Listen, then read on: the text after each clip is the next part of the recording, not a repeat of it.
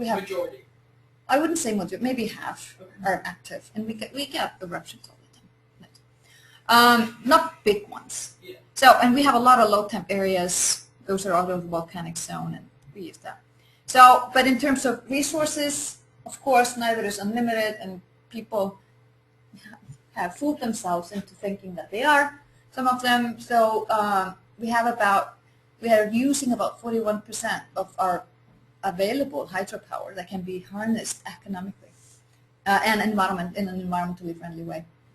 And we're using about 20% of the geo. That is possible. So a lot of that can still be used.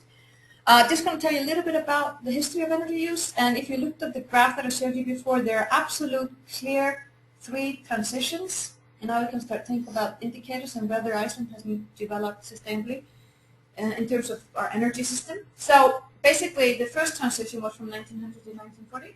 And that transition is from biomass to coal. Okay. So there, as you can see, there are no trees in the country. So we actually used peat, burned it to heat our houses because there weren't trees. And then we moved to coal, then we went from coal to oil because the country got mechanized, and then from oil to renewable energy.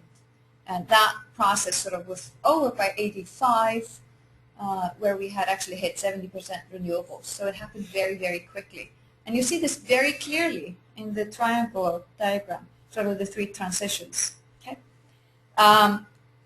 And just to tell you a little bit about these transitions, just to tell you about the drivers, so initially we just had dung and, peat to heat our houses. We used horses for transport for the longest time. There were no roads. The first car was in 1904.